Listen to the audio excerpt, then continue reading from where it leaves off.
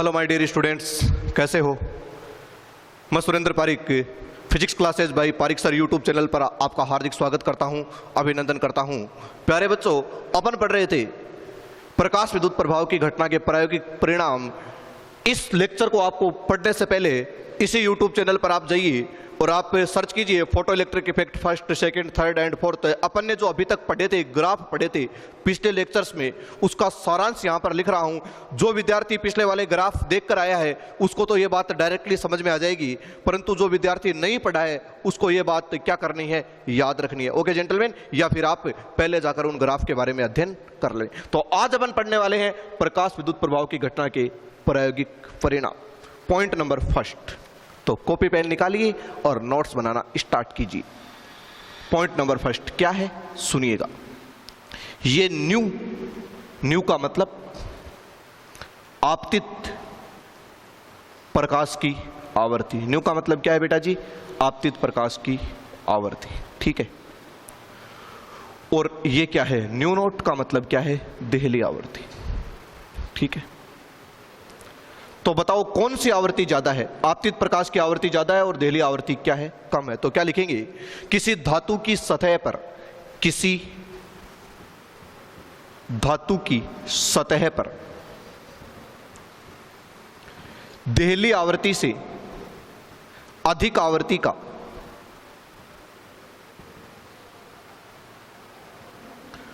प्रकाश आपतित करवाने पर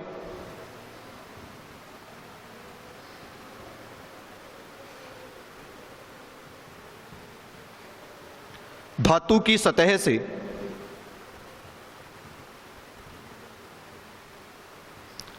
इलेक्ट्रॉनों का उत्सर्जन होता है।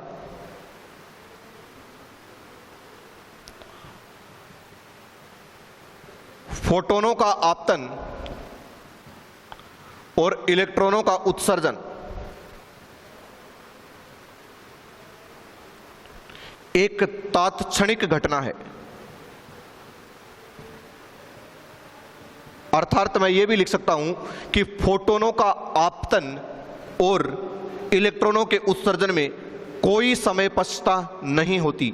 कोई समय पश्चता मतलब कितना समय लगता है, 10 की पावर -9 सेकंड के लगभग। तो क्या लिखेंगे कि जैसे ही फोटोन आएंगे तुरंत की तुरंत क्या होगा, वहां से इलेक्ट्रॉन क्या हो जाएगा, रिमूव हो जाएगा, यदि आपतित फोटोन की आवृत्ति देहली आवृत्ति से क्या है, अधिक है। तो अपन क्या लिखेंगे, किसी धातु की सतह पर देहली आवृत्ति से अधिक आवृत्ति का प्रकाश, और प्रकाश के ब्रैकेट में ऐसा लिख सकते हैं सर, फोटोन आपतित करवाने पर धातु की सतह से इलेक्ट्रॉनों का उत्सर्जन होता है।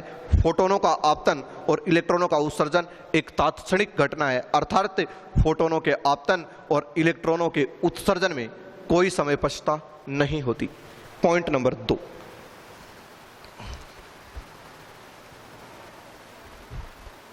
पॉइंट नंबर 2 क्या लिखेंगे, यदि आपतित प्रकाश की आवृत्ति, लिखते जाओ मैं लिखवा रहा हूं, यदि आपतित प्रकाश की आवृत्ति देहली आवृत्ति से कम है तो धातु की सतह से इलेक्ट्रॉनों का उत्सर्जन नहीं होगा।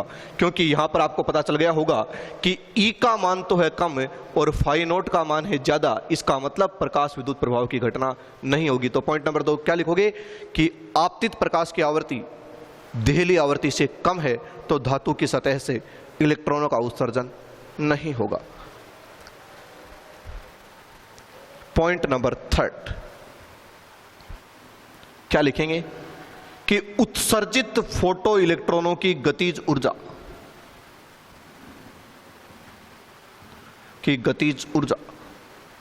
शून्य से अधिकतम मान तक कुछ भी हो सकती है,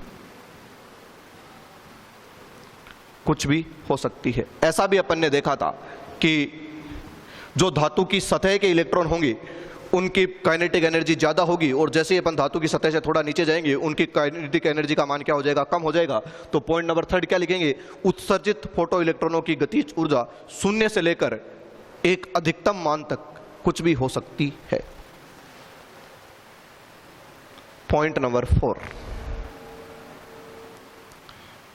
ये क्या है, कैथोड, और ये क्या है, एनोड। कैथोड से कौन निकलेंगे, इलेक्ट्रॉन, और कहां पर जाएंगे, एनोड पर। अगर आपने एनोड को क्या कर दिया, नेगेटिव, किसके सापेक्ष, कैथोड के सापेक्ष, मतलब कैथोड को कहां पर रखा आपने, पॉजिटिव पर, तो ये नेगेटिव इन नेगेटिव का विरोध करेगा और एक समय ऐसा आएगा कि कोई भी इलेक्ट्रॉन यहां पर नहीं पहुंच पाएगा।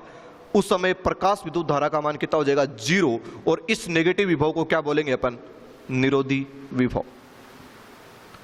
तो पॉइंट नंबर 4 क्या लिखेंगे, कैथोड के सापेक्ष एनोड को ऋण विभव पर करके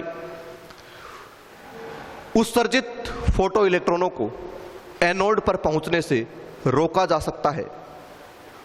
वह न्यूनतम ऋणात्मक विभव जिस पर प्रकाश विद्युत धारा शून्य होती है, अर्थात एनोड पर कोई इलेक्ट्रॉन नहीं पहुंच पाता है, क्या कहलाता है, निरोधी विभव कहलाता है। आप तो इतनी सी बात लिख देना क्या, कि एनोड को नेगेटिव विभव पर करके कैथोड से एनोड पर आने वाले इलेक्ट्रॉनों को रोका जा सकता है, और वह ऋण विभव जिस पर प्रकाश विद्युत धारा शून्य हो जाती है, क्या कहलाता है, निरोधी विभव कहलाता है। ठीक है, चलो पॉइंट नंबर 5, निरोधी विभव वह गतिज ऊर्जा आपतित प्रकाश की आवर्ती पर निर्भर करते हैं, तीव्रता पर निर्भर नहीं करते। याद रखना जेंटलमैन, एक इंपॉर्टेंट पॉइंट है क्या, कि निरोधी विभव और गतिज ऊर्जा आपतित प्रकाश की आवर्ती पर निर्भर करते हैं, तीव्रता पर नहीं। नंबर 6, आपतित प्रकाश की तीव्रता बढ़ाने पर संतृप्त धारा का मान बढ़ता है। क्या लिखोगे, पॉइंट नंबर 7, कि आपतित प्रकाश की तीव्रता बढ़ाने पर संतृप्त धारा का मान बढ़ता है। आपतित प्रकाश की तीव्रता बढ़ाने पर संतृप्त धारा का मान बढ़ता है। पॉइंट नंबर 8, एक फोटोन अपनी संपूर्ण ऊर्जा एक इलेक्ट्रॉन को प्रदान करता है, अर्थात एक फोटोन एक इलेक्ट्रॉन के साथ ही रिएक्ट करता है। और point number 8 last and final क्या लिख देंगे, कि गतिज ऊर्जा व आवर्ती के मध्य बने ग्राफ की ढाल प्लांक नियतांक के बराबर होती है। याद रखना सर, यह बात भी कई बार पूछी जाती है कि गतिज ऊर्जा और आवर्ती के मध्य बने ग्राफ की ढाल प्लांक नियतांक के बराबर होती है। निरोधी विभव व आवर्ती के मध्य बने ग्राफ की ढाल h/e के बराबर होती है। ठीक है जेंटलमैन, अगर आपको यह समझना है तो आप पीछे वाले लेक्चर्स में जाइए और सर्च कीजिए कि इफेक्ट ऑफ फ्रीक्वेंसी ऑन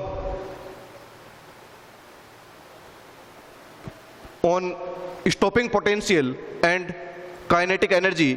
अगर ये सर्च करेंगे आप इसी YouTube चैनल पर तो आपको मिल जाएगा, जहां पर आपको पता चलेगा कि गतिज ऊर्जा और निरोधी विभव के मध्य बने ग्राफ की ढाल तो प्लांक नियतांक के बराबर होती है, जबकि निरोधी विभव और आवर्ती के मध्य बने ग्राफ की ढाल h/e के बराबर होती है। ओके जेंटलमैन, ये कितने पॉइंट थे, 8 पॉइंट, जो आपको कहां पर लिखने थे, प्रकाश विद्युत प्रभाव की घटना के प्रायोगिक परिणाम में।